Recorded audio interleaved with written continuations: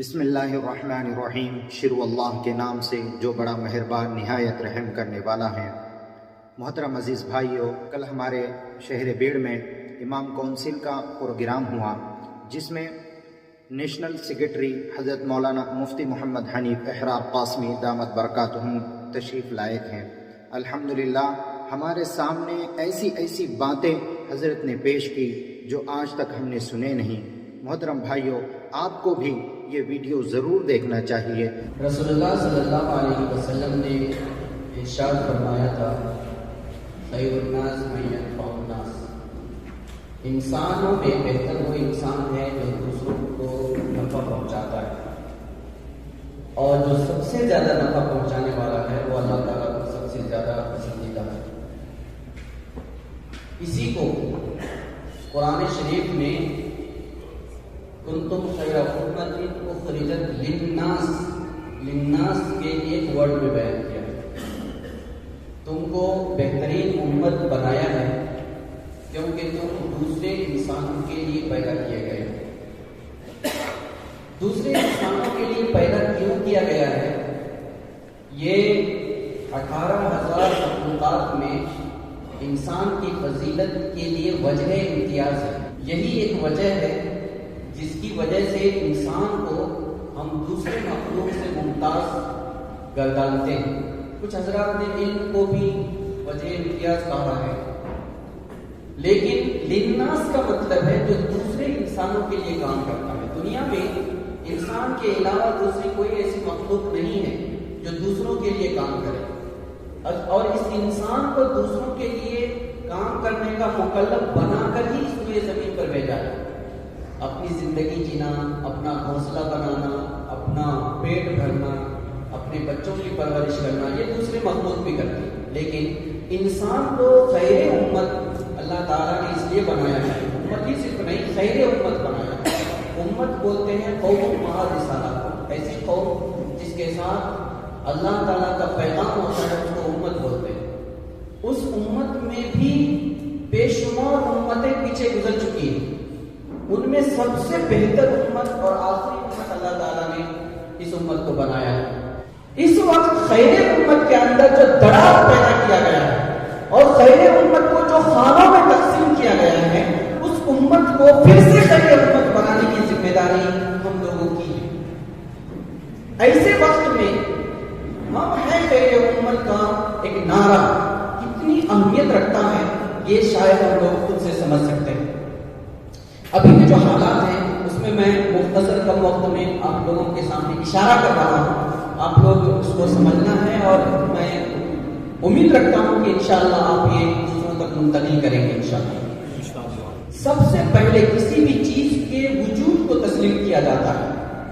اگر اس مائک کا وجود نہیں ہے تو اس کے اوپر کوئی حکم نہیں لگایا جاتا۔ اس ملک میں مسلمانوں کے وجود کو اگر تسلیم نہیں کیا جاتا ہے تو مسلمان اس ملک کے اندر کیڑے مکوڑے کے برابر بھی نہیں ہے۔ آج اس ملک کے اندر مسلمانوں کے وجود پر حملہ کیا جا رہا ہے، مسلمانوں کے دستوری وجود کو بھی ختم کرنے کی کوشش کی جا رہی ہے اور مذہبی وجود کو بھی ختم کرنے کی کوشش کی جا رہی ہے۔ مسلمانوں کے مذہبی وجود کو ختم کرنے کے لیے نیو ایجوکیشن پالیسی لائی گئی ہے، اور نیو ایجوکیشن پالیسی صرف مسلمانوں کے دینی اور تہذیبی معیار کو ختم کرنے کے لیے نہیں، بلکہ ایک مسلمان ہے یہ احساس مٹانے کے لیے ہے۔ دستوری وجود کو ختم کرنے کے لیے CAA جیسا قانون، NPR اور NRC جیسا قانون بنایا گیا ہے۔ اس کا مقصد یہ ہے کہ مسلمان اس ملک کا نہیں ہے۔ اگر ان کو یہ دعویٰ ہے کہ وہ یہاں کے ہیں تو ان کو پہلے کلکٹر آفس میں یا پولیس اسٹیشن میں یا ہائی کورٹ میں یا سپریم کورٹ میں جا کر ثابت کرنا پڑے گا کہ وہ یہاں کے ہیں۔ وہ آپ ثابت نہیں کر سکتے ہیں، اس کا مطلب آپ کی نسل مکمل طور پر یہاں سے بے دخل ہو جائے گی۔ یہ ایسی خطرناک صورتحال ہے جس کا سامنا کرنے کے لیے آج کوئی بھی تیار نہیں ہے۔ دوسری حالت، ہمارے ملک کے اندر تحفظ کا مسئلہ ہے۔ تحفظ کسی بھی ملک کی ذمہ داری ہوتی ہے کہ اس ملک کے رعایا کو تحفظ فراہم کرے۔ اس کے اوپر اگر ظلم ہوتا ہے، اس کو ستایا جاتا ہے، اس کا حق چھینا جاتا ہے، یا اس کی جان مال عزت و آبرو پر حملہ کیا جاتا ہے، تو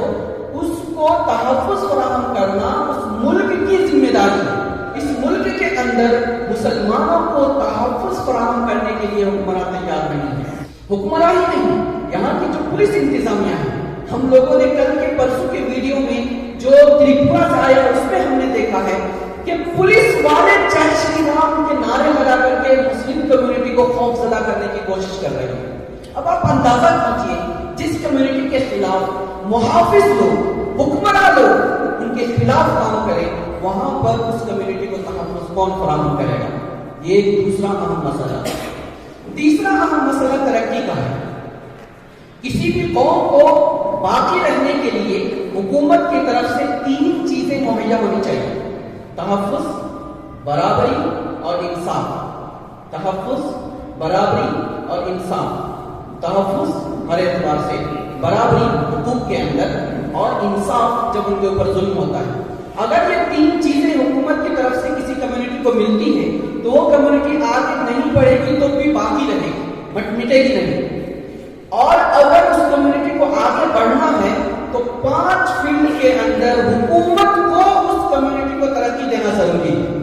سب سے پہلی چیز ہے ایجوکیشن، دوسری چیز ہے معاشی تقویت، تیسری چیز ہے پولیٹیکل امپاورمنٹ یعنی سیاسی تقویت، چوتھی چیز ہے دفاعی امپاورمنٹ، اور 5ویں چیز ہے سوشل امپاورمنٹ، سماجی تقویت.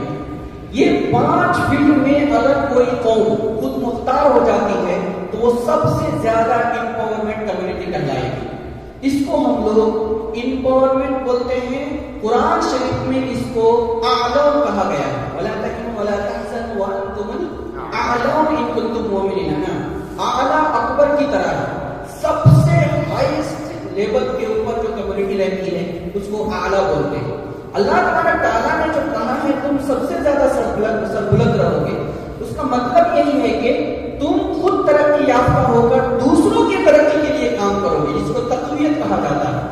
یہ 5 فیلڈ کے اندر ترقی دینے کی ذمہ داری حکومت کی ہوتی ہے. لیکن اس ملک کے اندر اگر ہم دیکھیں گے تو ایجوکیشن میں اسکالرشپ کو پورا ختم کر دیا گیا. مسلمانوں کو جتنی خصوصیات تھی وہ ساری خصوصیات کو ختم کر دی گئی ہے. تحفظ نہیں ہے. سیاسی طور پر مسلمانوں کو اباج بنانے کے لیے مکمل طور پر پلاننگ کے ساتھ ہر جگہ کام ہو رہا ہے. دفاعی طور پر مسلمان اگر آواز اٹھاتا ہے، صرف آواز اٹھاتا ہے، لڑتا نہیں ہے، صرف آواز اٹھاتا ہے تو اٹھا کے اس کو جیل میں ڈال دیا جاتا ہے. اگر وہ اپنے دین کی تعمیر کے لیے، تعلیم کے لیے، تدریس کے لیے، ترقی کے لیے، دعوت کے لیے، نشر و اشاعت کے لیے قدم اٹھاتا ہے تو اس کو جیل میں ڈال دیا جاتا ہے. اس کا مطلب کیا ہے؟ اس کا مطلب یہ ہے کہ اس کو کسی بھی طریقے سے آگے نہیں بڑھنے دینا. اس وقت جو ہمارے ملک کی حالت ہے وہ حالت وہ نرخرے کی حالت رہتی ہے نا. جب سانس نکلنے لگتی ہے تو انسان کو کچھ سمجھ میں نہیں آتا ہے. ہمارے بڑے بڑے رہنما یہ دانتوں میں انگلی دبا کے سوچ ہم کیا کر سکتے؟ کچھ بھی نہیں کر سکتے. ہم لوگ کچھ کیوں نہیں کر سکتے ہیں؟ آپ کے پاس تو ہاتھ دیا اللہ تعالیٰ نے، تو آنکھ دیا ہے، دماغ دیا ہے، تو پیر دیا ہے، یہ جسم دیا ہے، اتنے افراد دیے ہیں، اتنے وسائل دیے ہیں، اتنے اسباب تو تاریخ انسانیت میں مسلمانوں کے پاس کبھی نہیں تھے. اتنے ذرائع مسلم قوم کے پاس کبھی نہیں تھے جتنے آج ہیں. پھر بھی مسلم قائدین، مسلم رہنما، مسلم لیڈران، مسلم پیشوا یہ کہتے ہیں کہ ہم کچھ نہیں کر سکتے. کیوں نہیں کر سکتے؟ یہ صرف یہ کہہ نہیں رہے ہیں کہ ہم کچھ نہیں کر سکتے ہیں، وہ قوم کو بتا رہے ہیں کہ تم کو کچھ نہیں کرنا ہے. وہ قوم کو میسج دے رہے ہیں تم کو کچھ نہیں کرنا ہے. ایسی صورتحال اس وقت پوری کمیونٹی کے سامنے. اگر ایسی صورت ہے تو پھر یہ جو ہم ہے خیر امت، اس کا کوئی نہ کوئی مفہوم تو ہونا چاہیے. خیر امت کو اللہ تعالیٰ نے کیوں پیدا کیا میں نے بتایا، دوسروں کے لیے کام کرنے کے لیے پیدا کیا ہے. جو انسان اپنا تحفظ نہیں کر سکتا ہے، جو انسان خود تعلیم کے اندر، معیشت کے اندر، سیاست کے اندر، دفاع کے اندر اور سماج اور معاشرے کے اندر خود کفیل نہیں ہے، وہ کس طریقے سے دوسروں کے لیے کام کر سکتا ہے؟ اس کا مطلب اس کو دوسروں کے لیے کام کرنے کے لیے خود کو خود کفیل ہونا پڑے گا، کام کرنا پڑے گا.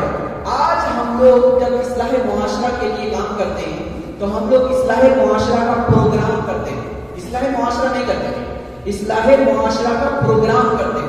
بڑی بڑی کانفرنس سے، بڑے بڑے اجتماعات، بڑے بڑے پروگرام ہو گیا، ہمارا کام ہو جاتا. میں آپ لوگوں کو بہت ہی لجاجت کے ساتھ بول رہا ہوں کہ ہم لوگوں نے 95 سال سے 2 چیزیں سکھائی امت کو. ایک یہ کہ کوئی بھی مسئلہ پیش آیا ہے تو دعا کرنا ہے. دوسرا یہ کچھ بھی ہوا ہے تو صبر کرنا ہے. صبر کرنا ہے, دعا کرنا ہے, صبر کرنا ہے. میں ایسا سمجھتا ہوں, آپ لوگ اختلاف کر سکتے ہیں, میری رائے سے اختلاف کر سکتے ہیں, میں ایسا سمجھتا ہوں کہ دعا عبادت نہیں ہے. دعا میں عبادت کا اثر تب ظاہر ہوتا ہے جب اس کے پیچھے عمل ہوتا ہے. اگر عمل نہ ہو تو دعا سے کوئی فائدہ نہیں ہوتا ہے. اس کی مثال ہے, ہم کہتے ہیں صحابہ نے ہاتھ اٹھایا تو چکی چلنے لگی, صحابہ نے ہاتھ اٹھایا تو وہاں کا پانی اوپر آ گیا, صحابہ نے ہاتھ اٹھایا تو کیا کیا ہے, کھڑا پانی نکل ہو گیا ہے, بہت ساری چیزیں. لیکن اس دعا کی وجہ سے نہیں ہوا ہے, اس کے پیچھے ان کی پوری زندگی لگی ہوئی ہے. بیوی بچے کو چھوڑا ہے, گھر بار کو چھوڑا ہے, ایک آواز پر لبیک کہتے ہوئے سب کچھ قربان کیا ہے. اس قربانی کا اثر اس دعا کے اندر ظاہر ہوتا ہے. اگر ہم کو نتیجہ چاہیے تو RSS والوں نے دعا نہیں کیا 95 سال میں, RSS والوں نے کام کیا. اگر ہم کو نتیجہ چاہیے تو عمل کرنا پڑے گا, تو دعاؤں کے اندر اثر ہو جائے گا. اور دوسرا ہم جو صبر بول رہے ہیں, اگر بستی میں آگ لگی ہوئی تھی اور ہم کو معلوم ہے کہ یہ آگ پورے بستی کو چلا کر خاکستر کر دے گی, ہم یہاں بیٹھ کر اگر کہتے ہیں کہ بھائی آپ لوگ دعا کرو اور صبر سے بیٹھو, آگ بجھ جائے گی. آگ بجھ جائے گی کیا؟ نہیں بجھے گی. اس وقت ہم کو کیا کرنا ہے؟ اس وقت ہم کو الیکشن کے موقع پر جیسے ہم لوگوں نے کہا 30,000 مرتبہ لا الہ الا انت سبحانک انی کنت من الظالمین پڑھو, انشاءاللہ پھر بدر کی طرف فتح ہو جائے گی. کچھ کرنے کی ضرورت ہے. ایک آدمی بھی جا کر کے ایک آدمی کو سمجھانے کے لیے تیار نہیں, بھائی ووٹ ڈالو, جا کر کے انصاف پسند لوگوں کو ڈالو, سیکولر آدمی کو ڈالو, جو اچھا آدمی ہے اس کو جا کر کے ایک آدمی سمجھانے کے یہ 30,000 اور 40,000 اور 1,00,000 تسبیح پڑھ رہا ہے. ہو گئی نا جی؟ اس سے جیت ہوتی نہیں ہے. آگ لگی ہوئی ہے, آگ لگ کر آپ کو جلانے کے لیے آ رہی ہے, تو آپ کی ذمہ داری ہے بالٹی میں پانی بھر کے اس آگ کو اوپر ڈالنا, تب وہ آگ بجھے گی. صبر کا مطلب یہ نہیں ہے کہ آپ سہتے رہنا ہے, جھیلتے رہنا ہے, برداشت کرتے رہنا ہے, تحمل کرتے ہیں. صبر کا مطلب نہیں. صبر کا مطلب ہے ضبط اور کنٹرول. صبر کا مطلب ہے استقامت اور پختگی. صبر کا مطلب ہے ثابت قدمی. صبر کا مطلب ہے اگر آپ تنے تنہا ہے اور سب لوگوں نے آپ کا ساتھ چھوڑ دیا ہے, آپ کی کنپٹی میں بندوق رکھ کے بولا جاتا ہے بولا جائے شری رام نے تو گولی مارنے, نہیں بول سکتے ہیں, نہیں بول سکتے. یہ ہے صبر کا مطلب. اگر آپ اکیلے تنہا اپنی آواز بلند کرنے والے ہیں, کوئی آپ کا ساتھ دینے والا نہیں ہے, اس وقت بھی آپ اپنے مشن سے نہ ڈگمگائیں, آپ کے پیر کے اندر تزلزل پیدا نہ ہو, آپ کے عقیدے اور نظریے کے اندر ذرہ برابر بھی اضطراب پیدا نہ ہو. یہ ہے صبر کا مطلب. وہ رب کا فصبر کا یہی مطلب ہے. پہلے امت کے بارے میں اللہ تعالیٰ نے 3 صفت بیان کی. کنتم خیر امۃ اخرجت للناس تأمرون بالمعروف وتنہون عن المنکر وتؤمنون باللہ. تأمرون بالمعروف کے اندر صرف کلمہ پڑھانا نہیں ہے. کلمہ پڑھانے سے لے کر ایک انسان کو خود مختار بنانے تک کی جتنی محنت ہو سکتی ہے وہ عملی طور پر کرنا ہے. امر بالمعروف کا مطلب ہم لوگ کیا سمجھتے ہیں؟ ہم لوگ سمجھتے ہیں کہ میں نے کہا کہ بھائی صاحب نماز پڑھو, نماز نہیں پڑھ رہا ہے, میری ذمہ داری ختم ہو گئی, میں نے امر بالمعروف میں عمل کرنا نہیں کرنا اس کی ذمہ داری ہے. ہم لوگوں نے سب اس کے اوپر ڈالا ہے, اللہ تعالیٰ کے اوپر ڈال دیا. اللہ توفیق دے گا تو ہو جائے گا. یہ توفیق اللہ تعالیٰ کب دیتا ہے؟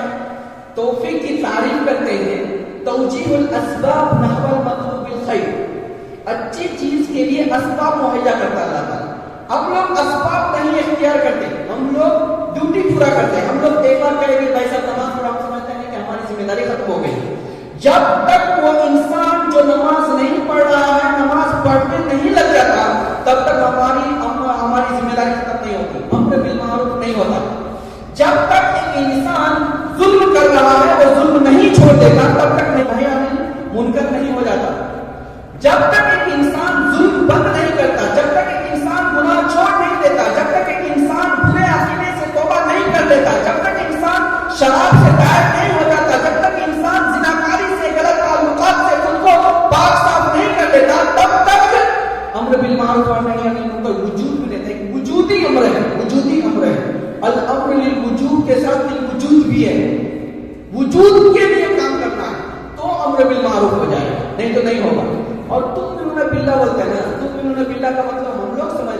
کلمہ پڑھ لیا، توحید رسالت آخرت کا یقین کر لیا تو ہو گیا تؤمنون باللہ۔ تؤمنون باللہ ولا تهنوا ولا تحزنوا وانتم الاعلون ان کنتم مؤمنین، ہے نا، وہی تؤمنون ہے، کسی تؤمنون سے مومنین ہے۔ وہاں صرف ایمان لانے سے تم کو سربلندی مل جائے گی ایسا نہیں ہے، بلکہ ایک مومن کا مطلب ہے اس کا ایمان اتنا مضبوط ہونا چاہیے، ان کا عقیدہ، ان کا مشن، ان کا طریقہ کار، ان کا ویژن، ان کا عمل اتنا پختہ ہونا چاہیے کہ وہ اگر کلمے کی دعوت دے رہا ہے تو، وہ اگر سماج کی اصلاح کے کام کر رہا ہے تو، وہ اگر سیاست کے میدان میں لڑ رہا ہے تو، وہ اگر سماجی طور پر ڈیولپ کا کام کر رہا ہے تو، وہ اگر تحفظ کے لیے کام کر رہا ہے تو، وہ کسی بھی فیلڈ میں کام کر رہا ہے تو وہ انسان ڈگمگانا نہیں ہے، ہلنا نہیں ہے۔ ابھی کیا ہوگا، ابھی ہم لوگ ادھر سے نکلیں گے نا، پولیس والے پوچھیں گے گیٹ پہ، آپ کہاں سے آئے تھے، آپ اس پروگرام میں کیسے، امام کونسل کے پروگرام میں کیسے آتے، وہ پولیس والے ان کے پیچھے پڑے ہوئے، ہم نے میں نہیں آیا تھا، مجھے ایک آدمی بول دیا تھا اس لیے میں غلطی سے آ گیا ہے۔ اس کا مطلب آپ کے اندر ایمان نہیں ہے، اس کا مطلب سیدھا میں بول رہا ہوں آپ کے اندر ایمان نہیں ہے۔ بھائی وہ صحیح کام کر رہے ہیں، حق بات بول رہے ہیں، اس لیے ہم آئے تھے، اس میں کیا انہوں نے غلط کہا ہے جو ہم کو نہیں کرنا چاہیے، کون سی بات انہوں نے قانون کے خلاف، ملک کے خلاف، قوم کے خلاف، امت کے خلاف، ملک کے انتظامیہ کے خلاف کیا ہے، وہ ہم کو بتائیے، ہم ان کو بولیں گے وہ نہیں کرے گا۔ یہ اگر ہمارے اندر ہے تو ہمارے اندر ایمان ہے۔ تو تؤمنون باللہ جو اللہ تعالیٰ نے بتایا ہے، اس کا مطلب صرف کلمہ پڑھنا نہیں ہے، صرف نماز، روزہ، حج، زکوٰۃ نہیں ہے، بلکہ اسلامی کلچر اور اسلامی تہذیب کے جتنے بھی شعبے ہیں، ان تمام شعبوں کو ڈیولپ کرنے کے لیے میدان میں جب ہم اترتے ہیں، اس فیلڈ میں جب رکاوٹ پیدا ہوتی ہے تو ان رکاوٹوں سے ہم متاثر نہیں ہوں گے۔ یہ ہے خیر امت کا مقصد۔ خیر امت کی تعمیر کیسے ہوگی؟ خیر امت کی تعمیر کے لیے 3 کام کرنا ہے۔ سب سے پہلی چیز، آج جو ارتداد کی ہوا چل رہی ہے یا لوگ منمانی زندگی گزار رہے ہیں، سمجھ رہے ہیں کہ ہم ایک آزاد خیال انسان ہیں اور اسلام کے اندر ساری چیزوں کی اجازت ہے، یا کچھ لوگ یہ کہہ رہے ہیں کہ دینی پروگرام میں بھی نہیں جانا، پردہ کر کے بھی نہیں جانا ہے۔ یہ دونوں کے بیچ کے اندر اسلام کا نظریہ ہے۔ اسلام مکمل طور پر ایک انسان کو آوارہ نہیں چھوڑتا ہے، اور اسلام کسی بھی طریقے سے ایک انسان کو مقید نہیں کرتا ہے، بلکہ جس جگہ پر جس چیز کی ضرورت ہے اس ضرورت کی حد بندی کرتا ہے، اس حد بندی کے اندر ہر چیز کی اسلام اجازت دیتا ہے۔ مثال کے طور پر ایک سیاست ہے، سیاست کو ہم لوگ شجرہ ممنوعہ سمجھتے ہیں۔ اسلام جو اسلام ہے، ہم ایسا سمجھ رہے ہیں، جو اسلام ہے وہی سیاست ہے، جو سیاست ہے وہی اسلام ہے۔ اسلام سیاست سے الگ کوئی چیز نہیں ہے، اور سیاست اسلام سے کوئی الگ چیز نہیں ہے۔ اگر کوئی انسان یہ کہتا ہے کہ مجھے سیاست سے کچھ لینا دینا نہیں ہے، تو دوسرے الفاظ میں وہ یہ کہہ رہا ہے کہ اسلامی سسٹم سے مجھے کوئی لینا دینا نہیں ہے۔ کیوں؟ سیاست کا مطلب ہے امور مملکت کو اس ڈھنگ سے ترتیب دینا کہ تمام رعایا کو اس کے حقوق برابری کے ساتھ تناسب کے حساب سے ملے۔ اسلام دنیا میں اسی لیے آیا ہے لِيَقُومَ النَّاسُ بِالْقِسْطِ، تاکہ انسانوں کو انصاف کے اوپر قائم کیا جائے، اور انصاف پر قائم کرنے کے لیے یہ راستہ ہے سیاست۔ كانت بنو اسرائیل تسوسهم الانبیاء كلما هلك نبی خلفه نبی، انبیاء بنی اسرائیل جتنے تھے وہ سب لوگ سیاست کرتے تھے، جب بھی ایک نبی ختم ہو جاتے تھے تو دوسرے نبی اس کی جگہ پر آ جاتے تھے۔ یہ حدیث شریف میں ہے۔ اللہ تبارک تعالیٰ نے قرآن شریف میں جب رسول اللہ صلی اللہ علیہ وسلم ہجرت کر کے تشریف لے جا رہے تھے، ایک دعا کرنے کے لیے بولا رسول اللہ صلی اللہ علیہ وسلم کو، کیا ہے؟ ربی ادخلنی مدخل صدق واخرجنی مخرج صدق واجعل لي من لدنك سلطانا نصيرا، واجعل لي من لدنك سلطانا نصيرا ہے۔ اس کی تفسیر آپ کو کچھ بھی کر دیجیے، طاقت دے دیجیے، سلطنت دے دیجیے، یا دلائل براہین دے دیجیے، لیکن حقیقت میں سلطان نصیرہ کا مطلب ہے سلطنت منصورہ، سلطنت منصورہ من لدنک، آپ کی طرف سے ایسی سلطنت مجھے عطا کیجیے جس میں تیری نصرت شامل حال ہو۔ اور حضور صلی اللہ علیہ وسلم مدینہ طیبہ جانے کے بعد وہی نظام بنایا۔ ایسے ایک سسٹم کے خلاف اگر ہم لوگ ڈائریکٹلی بولتے ہیں سیاست سے ہم کو کچھ لینا دینا نہیں ہے، اس کا مطلب ہے اسلام سے ہم کو کچھ لینا دینا نہیں ہے۔ خیر امت کی تعمیر کے لیے سب سے پہلی چیز ہے ان کے نظریے کی تقویت۔ عقیدہ، آئیڈیالوجی، وہ ویژن کو کلیئر کرنا ہے.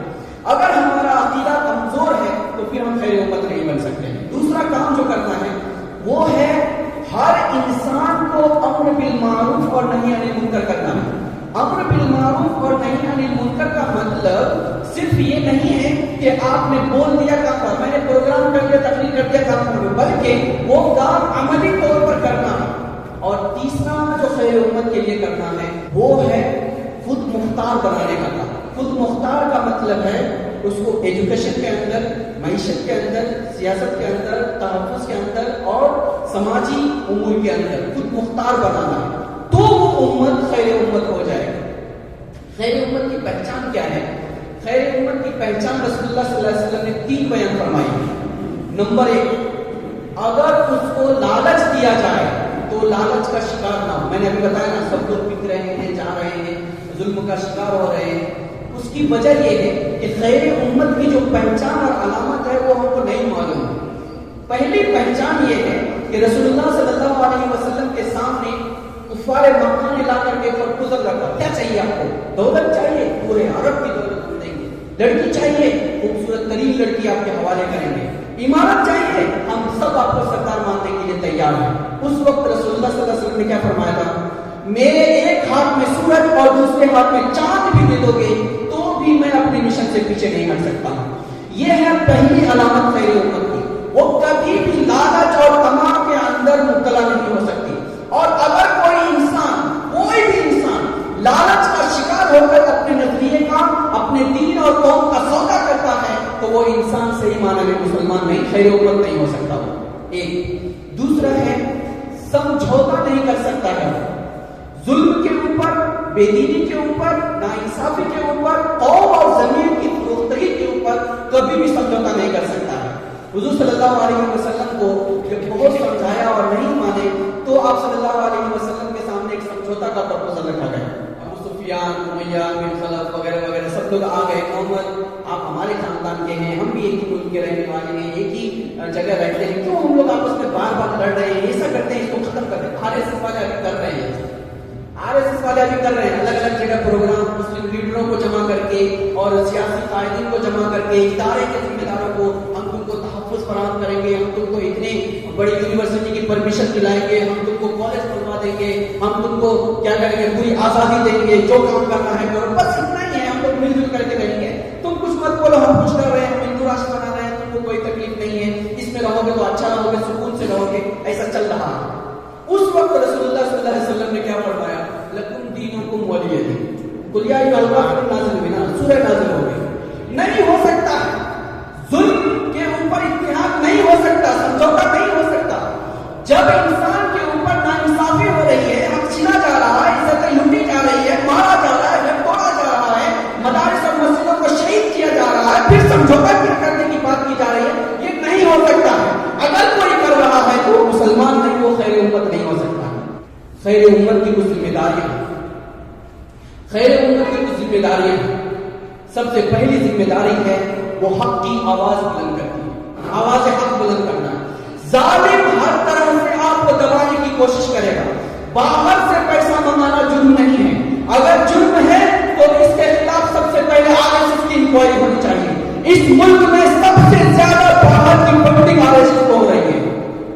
اس ملک کے اندر باہر کی فنڈنگ کو سب سے زیادہ استعمال کرپشن اور فساد کے لیے RSS کر رہا ہے. اس کی انکوائری ہونی چاہیے. باہر سے فنڈنگ لانا یہ کوئی جرم نہیں ہے. یہ ایک بہانہ بنا کر جو کوئی صحیح کام کر رہا ہے، چاہے وہ کسی بھی مذہب سے متعلق ہو. اس وقت میڈیا میں کوئی بھی میڈیا کا آدمی اگر صحیح کام کر رہا ہے، اگر انتظامیہ کے اندر کوئی بھی لیڈر صحیح بات بولتا ہے تو اس کی حمایت کرنا، اس کی شہادت دینا یہ ہمارے لیے ضروری ہے. اور شہادت کا مطلب صرف یہ نہیں ہے کہ ہم صرف گواہی دیں گے. شہادت کا مطلب یہ ہے کہ اس ملک کے حکمران کو صحیح طور پر انتخاب کرنے کی ذمہ داری آپ کی ہے. صحیح انتخاب کرنے کی ذمہ داری آپ کی ہے. جب ہم انصاف کے قیام کی بات کرتے ہیں، اقامت انصاف کی بات کرتے ہیں، تو شہادت حق کی بات کو کرنا ضروری ہے. اس وقت اگر ہم ذرہ برابر بھی حق اور انصاف کے قیام سے باہر ہٹتے ہیں تو ہم خیر امت نہیں کہلا سکتے ہیں. خیر امت کی دوسری بڑی ذمہ داری یہ ہے کہ ہم کو انصاف کے قیام کے لیے کام کرنا اور تیسری جو بڑی ذمہ داری ہے وہ ہے تحفظ کا انتظام کرنا. میں نے ابھی بتایا کہ آج مسلم لڑکیاں اس لیے غیر مسلم کے ساتھ نہیں جا رہی ہیں کہ اس کو کھانے کے لیے مسلمانوں کے پاس نہیں مل رہا، بلکہ ان کو جس طریقے سے 3 طلاق بل کے پاس مسلم عورتوں کو سمجھا کر RSS کے لوگوں نے ٹریننگ دے کر ان کو یہ سمجھایا تھا کہ تمہارے خلاف یہ قانون ہے، تم کو اگر امن و امان کے ساتھ اور اسلام کے جرم ظلم اور جور سے بچنا ہے تو یہ قانون کا سپورٹ کرنا پڑے گا. ایسا ہی کالج میں پڑھنے والی بچیاں، ملازمت کرنے والی بچیاں، کھلے عام گھومنے پھرنے والی بچیاں، مخلوط زندگی گزارنے والی بچیاں، ان کو یہ سمجھایا جاتا ہے دیکھو وہاں پر اتنے لوگوں نے ایک لڑکی کی عزت کی، یہاں پر اتنے لوگوں نے مل کر ایک بچے کو موب لنچنگ کر دی ہے، وہاں پر ایک مولانا کے گھر میں جا کر کے رات کو اس کو مار دیا ہے، وہاں پر اتنے بڑے مولانا کو اٹھا کر جیل میں ڈال دیا ہے. تم کو کیا کرنا ہے؟ تم کو محفوظ رہنا ہے تو ہمارے ساتھ آنا پڑے گا. یہی تحفظ ہے، یہی تمہاری بقا ہے، یہی تمہاری. تم اگر چاہتے ہو اور چاہتی ہو کہ تمہارے بچوں کو نیزے پہ نہ اچھالا جائے، اور تم چاہتی ہو کہ تمہارا پیٹ چل کر کے تمہارے بچوں کو قتل نہ کیا جائے، اور تم چاہتی ہو کہ تمہارے ساتھ 10 اور 15 RSS کے گنڈے عزت نہ لوٹے، تو تم کو غیر مسلم ہونا چاہیے. یہ سمجھانے میں وہ کامیاب ہو رہے ہیں. ہم نے آج تک یہ نہیں سمجھایا کہ مسلمان دنیا کے اندر جیتا ہے تو ایمان کے ساتھ جیتا ہے، اور جب دنیا سے جاتا ہے تو ایمان کے ساتھ جاتا ہے. اسلام اور ایمان ہی انسان کی ضمانت دیتا ہے، تحفظ کی ضمانت دیتا ہے، عزت کی ضمانت دیتا ہے. وَلِلَّهِ الْعِزَّةُ وَلِرَسُولِهِ وَلِلْمُؤْمِنِينَ کا پیغام سناتا ہے. یہ ہم سمجھانے میں کامیاب نہیں ہیں. ماں باپ بھی، بھائی بھی، شوہر بھی، رشتہ دار بھی، کوئی بھی آج اپنی اولاد کی ذہن سازی میں کامیاب نہیں ہے. اس کی وجہ سے ہماری اولاد آج دوسروں کے ساتھ جا رہی ہے، ہماری بچیاں دوسروں کے ساتھ جا رہی ہیں. ان کو یہ سمجھانا ہے کہ تحفظ اسلام دیتا ہے. جس وقت عورتوں کو زندہ درگور کیا جاتا تھا، جس وقت ان کو ویشیاؤں کی طرح استعمال کر کے چھوڑ دیا جاتا تھا، جس وقت ان کو وراثت سے بے دخل کر دیا گیا تھا، جس وقت ان کو کوئی سماج میں عزت دینے کے لیے تیار نہیں تھا، جس وقت ان کو مجنون اور جن کہہ کر کے، بھوت اور پریت کہہ کر کے سماجی حقوق سے محروم کر دیا گیا تھا، اس وقت اسلام نے عورتوں کو عزت دیا ہے. آج وہ عورتوں کے تحفظ سے کیسے بیگانہ ہو سکتا ہے؟ آج وہ اس کی ذلت کو کیسے برداشت کر سکتا ہے؟ یہ اگر ہم یقین دہانی کرانے میں کامیاب ہو جاتے ہیں، خدا کی قسم کوئی بھی مسلم لڑکی غیر مسلم کے ساتھ نہیں جا سکتی ہے. کوئی بھی مسلم ماں بہن غیر مسلم کے ساتھ نہیں جا سکتی ہے. ہاں آپ لوگوں کو شاید معلوم ہے کہ نہیں معلوم ہے، ہر گھر میں RSS کا ممبر ہوگا. ابھی موہن بھاگوت کا بیان پونے میں ہوا ہے، ابھی گزشتہ ہفتے پہلے. ہر گھر میں RSS کا ایک ممبر ہونا. کیا مطلب؟ اس کا مطلب یہ ہے کہ آپ کی بیوی، آپ کی بہن، آپ کی ماں، آپ کی رشتے دار میں سے کسی بھی عورت کے ساتھ میں کسی بھی آدمی کی دوستی ہو سکتی ہے. اور قانون جو بنایا ہے، شادی شدہ مرد عورت کا ناجائز تعلق اب قانونی جرم نہیں ہے. اس کا مطلب آپ سے دوستی کر سکتے ہیں، آپ کی ماں بہن سے دوستی کر سکتے ہیں.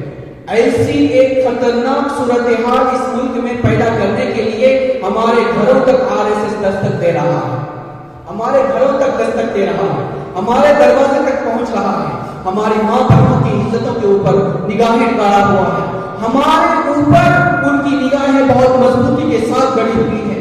کیا ہم لوگ ایسی صورت میں ایک بیگانگی کی زندگی جینے کے لیے تیار ہیں اور پھر ہم اپنے آپ کو خیر امت کہلا سکتے ہیں؟ نہیں کہلا سکتے. اس ملک کے اندر ہندو ہمارا دشمن نہیں ہے، سکھ ہمارا دشمن نہیں ہے، عیسائی ہمارا دشمن نہیں ہے، دلت آدیواسی ہمارا دشمن نہیں ہے، SC ST OBC ہمارا دشمن نہیں ہے، کوئی ہمارا دشمن نہیں ہے. اس ملک میں ہمارا دشمن ایک ہے، وہ ہے سنگھ پریوار، وہ ہے RSS. وہ دشمن کیوں ہے؟ وہ اس لیے دشمن نہیں ہے کہ وہ صرف مسلمانوں کا دشمن ہے، وہ اس لیے دشمن ہے کہ وہ اس ملک کے دستور کا دشمن ہے، وہ اس لیے دشمن ہے کہ وہ یہاں کی امن و سلامتی کا دشمن ہے، وہ اس لیے دشمن ہے کہ وہ یہاں پہ مسلم کمیونٹی کے علاوہ عیسائیوں کو، کمیونسٹ کو، دلتوں کو، آدیواسیوں کو، SC ST کو، سکھوں کو، کسی کو بھی دیکھنا نہیں چاہتے. اور اگر دیکھنا چاہتے ہیں تو غلام بنا کر دوسرے درجے کا شہری بنا کر کے دیکھنا چاہتے ہیں. یہی پر حمیت کا نظریہ ہے، یہی پر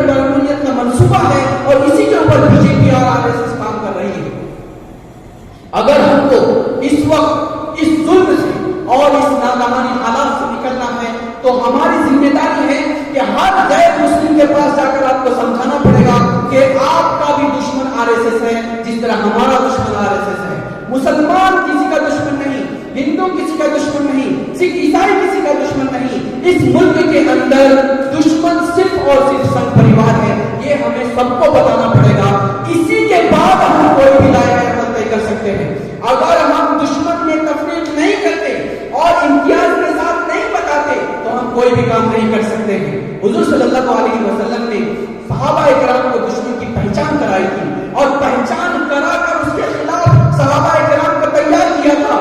بدر کے میدان میں 313 کو لا کے کھڑا کیا تھا، بعد میں پیچھے جا کے دعا کیا تھا، ربی حاضی صحابہ ان کو لگتا اے اللہ، یہ مٹھی پر آج جماعت آپ کے سامنے کھڑی ہے، اگر آج یہ ختم ہو جاتی ہے تو تیرا نام لینے والا کوئی نہیں ہوگا۔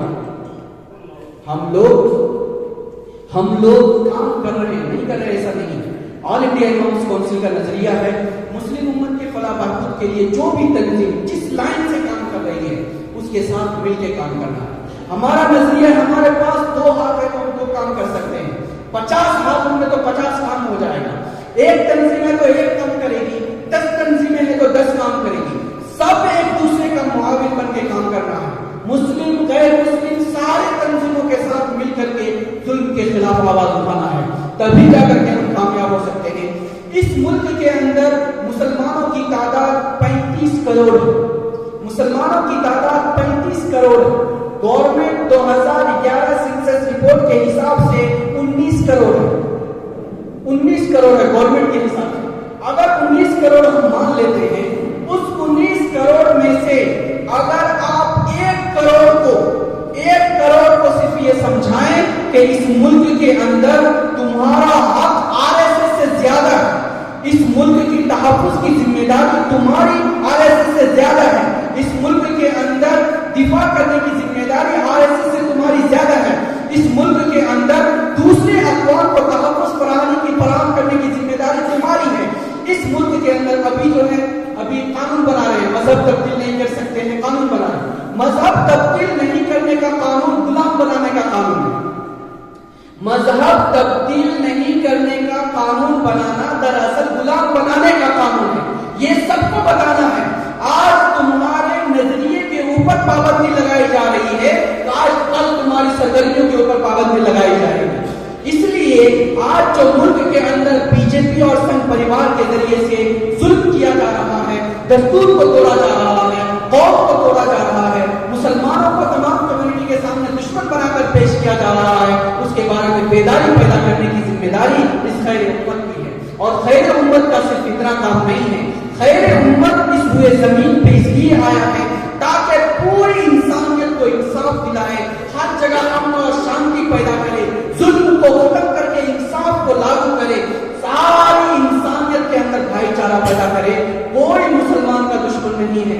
حضور صلی اللہ علیہ وسلم نے جو پہلی جمہوری ریاست قائم فرمائی تھی اس کے اندر سب لوگ شامل تھے، ایسا ہی ایک دستور ہمارے ملک کے اندر ہے۔ اس دستور کے دائرے میں رہتے ہوئے آل انڈیا امامز کونسل مسلم امت کے تحفظ کے لیے، تعلیمی، سماجی، معاشی امپاورمنٹ کے لیے کام کر رہی ہے۔ اس کے لیے ہم آپ حضرات سے امید کرتے ہیں کہ آل انڈیا امامز کونسل کے ساتھ مل کر آپ حضرات کام کریں گے، اور انشاءاللہ اگر سب لوگ مل کر کے ساری تنظیمیں ہر ملک کے اندر کام کرے گی اور ایک دوسرے کا معاون بن کے کام کرے گی تو انشاءاللہ یہ ظلم زیادہ دن تک باقی نہیں رہے گا۔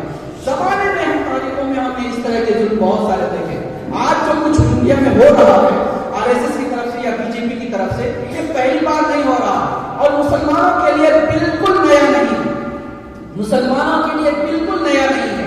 مسلمان حالات سے گھبراتا نہیں ہے، حالات سے ڈرتا ہے، مسلمان حالات سے ڈرتا نہیں ہے، مسلمان حالات کو دباتا ہے، مسلمان حالات کے سامنے جھکتا نہیں ہے، حالات کو مسلمان جھکاتا ہے، مسلمان حالات سے کبھی سمجھوتا نہیں کر سکتا ہے، مسلمان ظالموں کو سمجھوتا کرنے پر مجبور کرتا ہے، مسلمان کبھی بھی اپنے دین، عقیدے، نظریے، تہذیب کا سودا نہیں کرتا ہے، مسلمان عزت کے ساتھ دنیا کے اندر جیتا ہے اور جب چاہتا ہے تو شہادت کی موت پر کے اللہ کے سامنے عزت کے ساتھ حاضر ہوتا ہے۔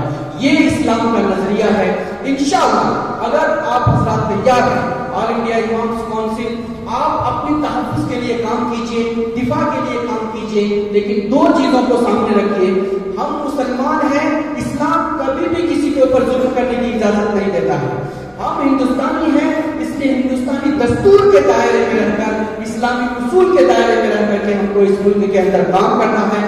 اس ملک میں مسلم امت کی تعمیر ترقی کے ساتھ ساتھ غیر مسلموں کو بھی، ان دلتوں، آدیواسیوں اور SC OBC لوگوں کو بھی تحفظ فراہم کرنے کی ذمہ داری، ان کو بھی تعمیر اور ترقی کے راستے پر گامزن کرنے کی ذمہ داری آپ کی اور مسلم امت کی ہے۔ اگر آپ اس کے لیے تیار ہیں تو حالات ہمارا کچھ نہیں بگاڑ پائے گا۔ ایسا ہو سکتا ہے آج میں یہاں بول رہا ہوں، کل میں جیل کے سلاخوں کے پیچھے ہوں۔ ایسا ہو سکتا ہے کہ آپ لوگ آج یہاں بیٹھے ہیں، کل بہت سارے لوگ بولنے کے لیے تیار نہیں ہوں گے، لیکن مسلم امت بانج نہیں ہوئی ہے۔ آج میں کھڑا ہوں، کل دوسرا آدمی یہاں ضرور کھڑا ہوگا۔ آج آپ یہاں بیٹھے ہیں، کل دوسری ٹیم یہاں ضرور بیٹھے گی، اور انشاءاللہ جب تک اس ملک کے اندر انقلاب برپا نہیں ہوگا، امن و سلامتی اور آزادی کی فضا پھر سے عام نہیں ہو جاتی، تب تک یہ قوم بیٹھنے والی نہیں اور خاموش ہونے والی نہیں ہے۔ ہم نا امید نہیں ہیں، لیکن ان لوگوں سے کہنا چاہتے ہیں جو لوگ آج تک ان حالات کے ساتھ سمجھوتا کر کے زندگی جی رہے ہیں، اے موجے حوادث ان کو بھی دو چار تھپیڑے ہلکے سے، کچھ لوگ ابھی تک ساحل پر طوفان کا نظارہ کرتے ہیں۔ اس طوفان کے نظارہ کے بجائے ہمیں ہمت اور حوصلے کے ساتھ طوفان سے ٹکرانے کے لیے تیار ہونا پڑے گا، اور جب بھی آپ ٹکرانے کے لیے تیار ہوتے ہیں تو پھر سے میں کہہ رہا ہوں، دستور کے دائرے میں رہ کر کے آپ اپنے تحفظ کا ہر سامان مہیا کر سکتے ہیں، ہر طرح کی کارروائی کر سکتے ہیں۔ اگر آپ میں سے کسی کو بھی اٹھا کر جیل میں ڈالا جاتا ہے، پوری کمیونٹی پولیس اسٹیشن پہنچنا ہے، پوری کمیونٹی پہنچنا ہے۔ اگر آپ کے اوپر پابندی لگائی جاتی ہے، اگر آپ کے ملک کے دستور کے خلاف کوئی قانون نافذ کیا جاتا ہے، آپ کے خلاف قانون نافذ کیا جاتا ہے، تو اس قانون کے خلاف جمہوری طریقے سے قانونی لڑائی ہم کو لڑنا ہی پڑے گا، اس کے علاوہ دوسرا کوئی حل نہیں ہے۔ انشاءاللہ اگر ہم لڑیں گے، ہماری جیت ایک نہ ایک دن یقینی ہوگی، اور جس دن ہماری جیت ہوگی وہ ہندوستان کی جیت ہوگی، ہماری نسلوں کی آزادی کی جیت ہوگی، اور اس جیت کے لیے ہم ہر طرح کی قربانی دینے کے لیے تیار ہیں۔ دل بدل سکتے ہیں، جذبات بدل سکتے ہیں، ملک کے فکر و خیالات بدل سکتے ہیں، دل بدل سکتے ہیں، جذبات بدل سکتے ہیں، ملک کے فکر و خیالات بدل سکتے ہیں، دور موجود کے دن رات بدل سکتے ہیں۔ ہم بدل جائیں تو یہ حالات بدل سکتے ہیں۔ انشاءاللہ اللہ تعالیٰ سے دعا کریں، اللہ تعالیٰ ہم سب کو کہنے سے زیادہ عمل کی توفیق عطا فرمائے۔ آمین۔ وآخر دعوانا الحمدللہ رب العالمین۔ السلام علیکم ورحمۃ اللہ وبرکاتہ۔